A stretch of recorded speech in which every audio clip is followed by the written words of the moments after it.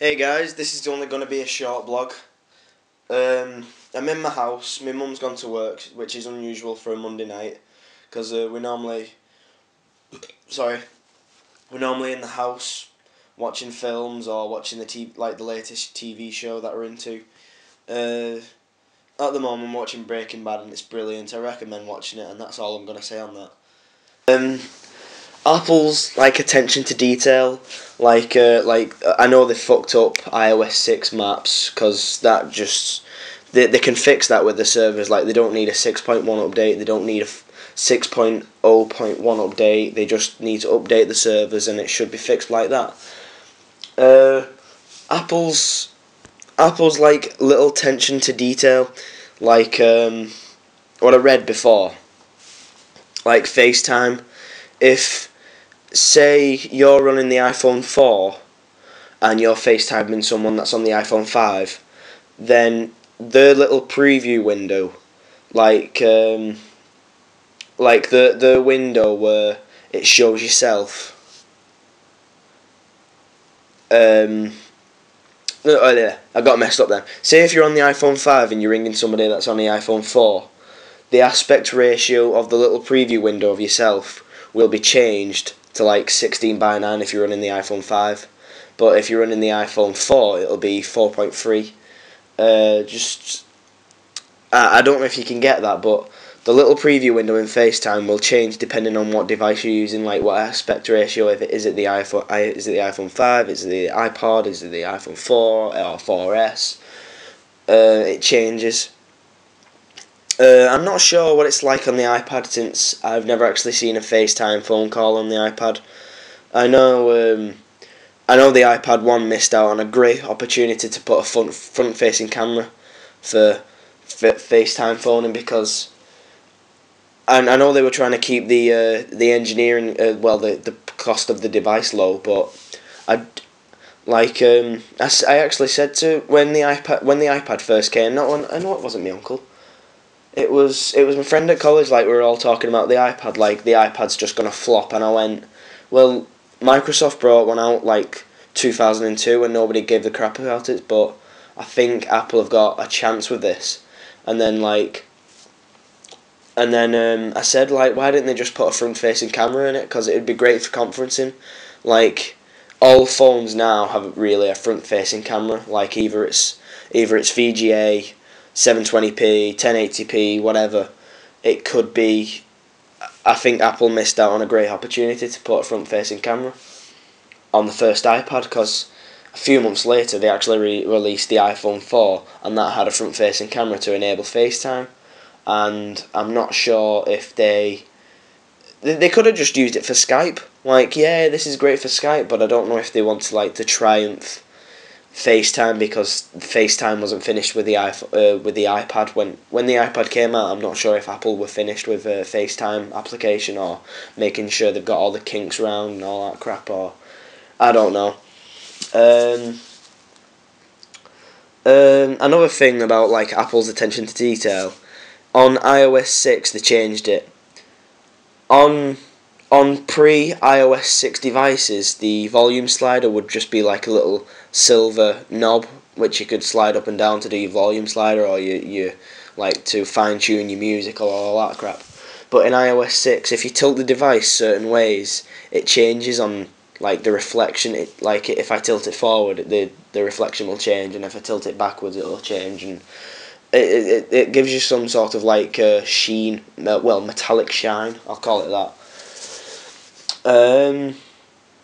I love Apple for doing that.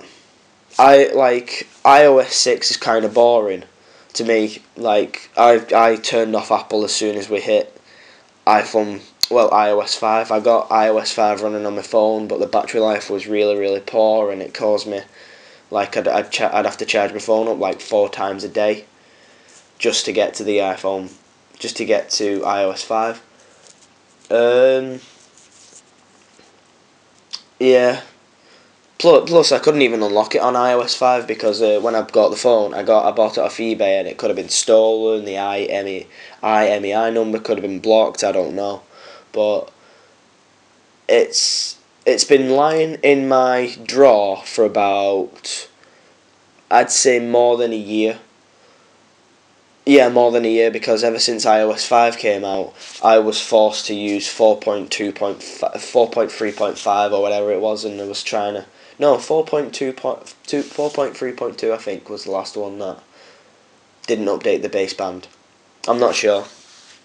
The iPhone 3GS at the moment is running on 6.15.00 baseband, and for some reason the developers of like Ultra Snow and unlocking products cannot unlock it with that baseband. But they've come up with a way of downgrading the baseband, which causes the phone to malfunction in certain ways, and if it does, they're not liable, and it's kind of risky. Not sure if they've corrected it in iOS 6. Like, see if they've cracked it. I know the jailbreak for iOS 6 is only tethered at the moment. Untethered for certain devices. I think the iPhone 3GS, the old boot ROM of the iPhone 3GS has got an untethered jailbreak, but everything else has got it's only tethered. I don't think the iPhone 5 has a jailbreak. I'm not sure. Oh well.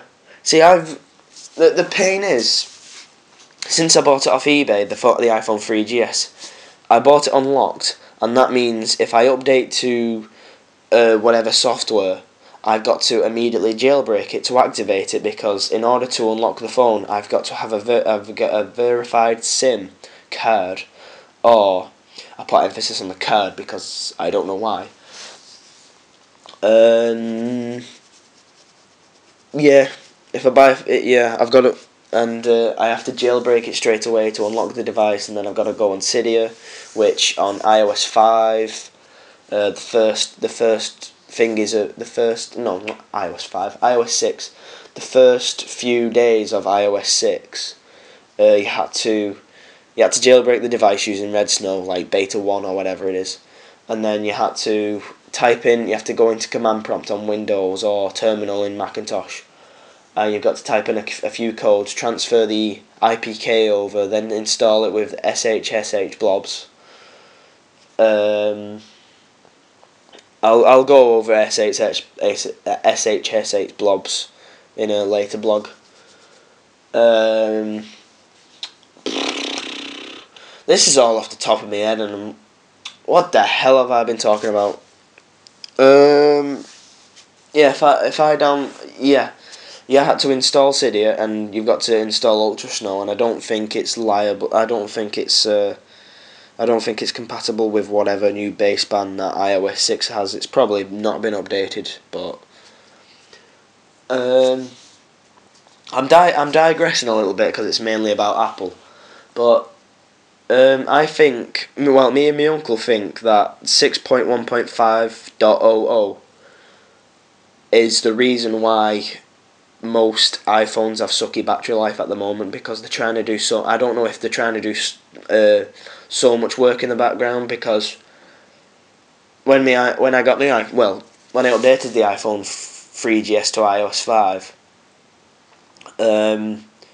like if I put it on, I jailbroke it obviously because I needed to unlock the device, not unlock it as in carrier unlock, just slide to unlock. I'd get to the home screen, and if you put it on standby, the battery will just shoot down. Like, I don't mean it'll go from 100% to 0% in about 20 minutes. I mean 100% to 0% within 6 hours. Like, you'd charge your phone up during the day, you'd put it next to your table, and you'd wake up next morning and the battery's dead. I don't know if that's the baseband doing the problem, or it's not the jailbreak, because the jailbreaks are always reliable and they wouldn't send them out if they weren't reliable. Because iPhone users, well, iPhone jailbreakers aren't really... I wouldn't say the... I know I was an iOS jailbreaker, but like, I don't know how to put this without being offensive. I think iOS iOS jailbreakers are a little bit simple-minded, if you know what I mean. Like, they've not got much work to do. They just, like, I remember the iPhone 3G jailbreak with Black Rain, and all you do is plug the device in. You don't even like put it in DFU mode. You don't even put it in restore mode. You don't do anything to it. You just plug it in. You say make it rain, and it'll go into DFU mode. It'll upload the files. It will upload Cydia, and then it'll say no, don't need to do anything else. And then it would say like your device is now jailbroken. Eject from computer, and you'd get it out. It would reboot, and it would have Cydia. Like you'd be able to jailbreak it on one click. And that's why I'm making the point that iOS jailbreakers are a bit more simple. Like Android, you've got to. Well, fair enough. The phone that I've got, it's on Android, which is obvious because this is the Samsung i9000, and in order for me to like root it and stuff, it's quite easy once you. Well,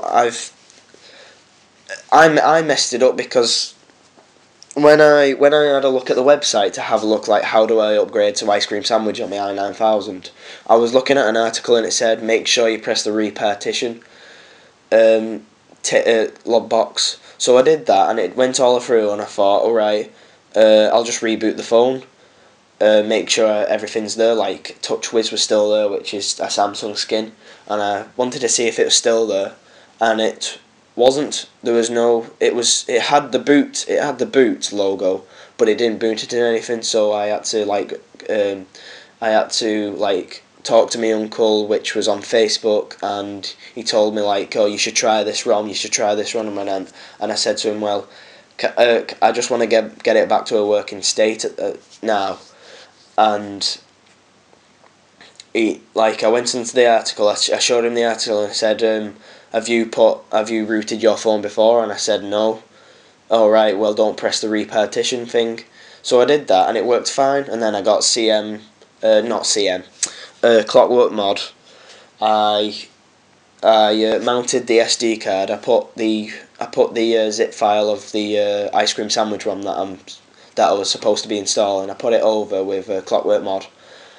And then I installed it from there, and I got it back to a working state. And then I had to put it in thingy again, Clockwork Mod again, and transfer the G apps over and install that. And then it's not complicated, but there's too many.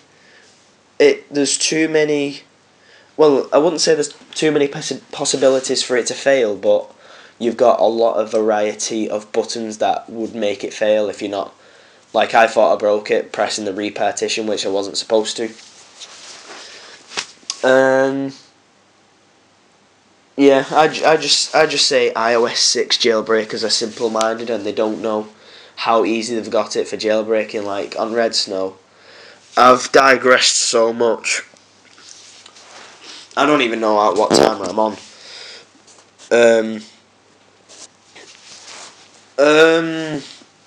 I think I'm actually going to leave it there because I don't know how much I've talked since I'm going to digress again. Thanks for listening, and I'll see you next podcast, which should be about Google Currents because I recorded one. On Saturday night. I was walking home from Wigan. Not Wigan, like out club in Wigan, which most of the readers like, where's Wigan? Most of the listeners thinking, where's Wigan? But it's a little town in Lancashire. Well, Lancashire / Greater Manchester, and it's just a place called King Street. Like every town has one. Every town has one where you get pissed and you're drunk and you have fun and arguments break out. I was just coming back from my girlfriend's, and I just decided to walk home, and I recorded a few blogs there. So if tomorrow's blog doesn't make sense, well, I was walking home from Wigan. So thanks for listening, and I'll see you next podcast.